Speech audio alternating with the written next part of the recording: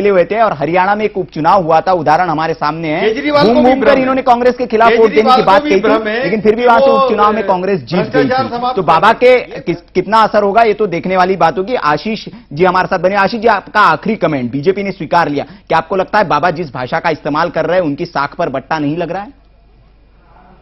संक्षेप में आशीष जी, समय बहुत कम है। मैं ये कहना चाहूंगा कि बिल्कुल कम समय में अपनी बात कहना चाहूंगा कि हर आदमी को हर तरह से वो योग की भाषा, योग की देश हित की बात देश की भाषा में करते हैं, और जो विरोधी हैं उनको उन्हीं की भाषा में जवाब देते हैं।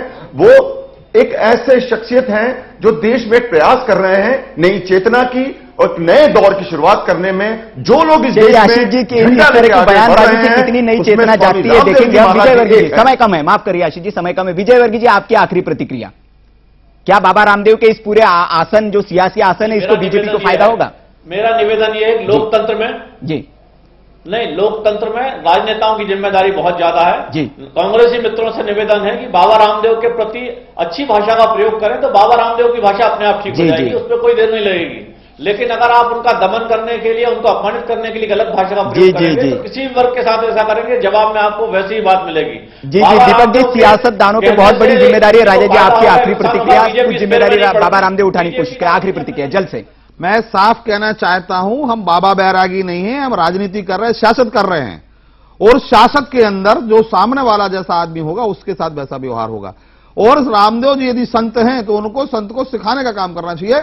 मैं तो यह भी आरोप लगा रहा हूं कि वो समय दूर नहीं होगा जब बाबा रामदेव को बाबा बैरागी संतों का संगठन बहिष्कार न कर दे तो आश्चर्य की बात नहीं। और जैसे आसाराम बापू के वो है ना, वैसी कोई पोल होमोसेक्सुअलिटी की खुल जाए तो कोई आश्चर्य मत करना। जी राजा जी, तो कुल मिलाकर इस बहस का सार यही है कि बयानबाजी की बयारें चलती रहेगी। राजा जी, आप हमारे साथ बने, बहुत बहुत शुक्रिया। दीपक जी, आपका भी बहुत बहुत शुक्रिया। जीवन जी, आशीष जी, आप सबका बहुत बहुत शुक्रिया, आप हमारे साथ बने।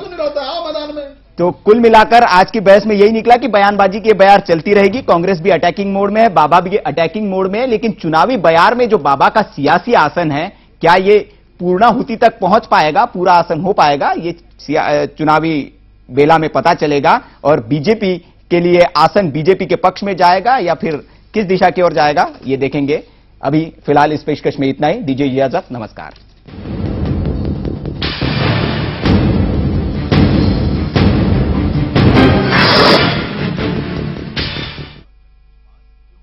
जय महाकाल सीएक पेश करते हैं सीएक शिव श्रद्धा उज्जैन। अपने भाग्य पर करें विश्वास, क्योंकि हर 12वां वर्ष होगा खास।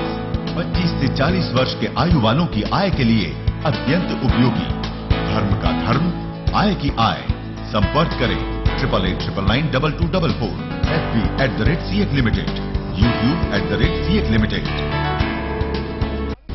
इसी जगह से तय होता है प्रदेश का भविष्य। भोपाल से आने वाली मदद का रहेगा इंतजार। चुनावी समर में क्या इस बार भी जीतेगी सियासत? राजा और महाराजा की जंग में क्या होगा प्यादों का भविष्य? प्रदेश के सरोकार कई सवालों के साथ हाथ फैलाए खड़े हैं।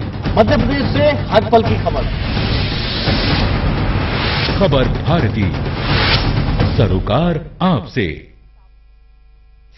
खबरों की भीड़ में ईमानदार खबर, जमीनी हकीकत से खोखले दावों तक, मुद्दों से सच निकालने की कोशिश, तस्वीर का हर पहलू, दावे, मुद्दे और सियासत। हर मुद्दे को परखते हैं, करते हैं फैसला सच और झूठ का। खबर से खबर तक।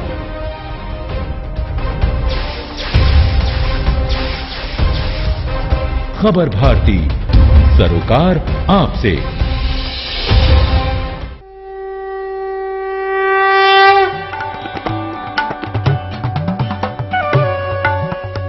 तेनु ब्रह्मा विशन गणेश कहूं, महादेव कहूं, भगवान कहूं,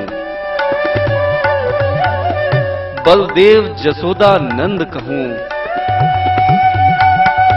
तेनु किशन कन्हैया कान कहूं, तेनु इश्क कहूं, तेनु इल्म कहूं, तेनु वहम यकीन गुमान कहूं।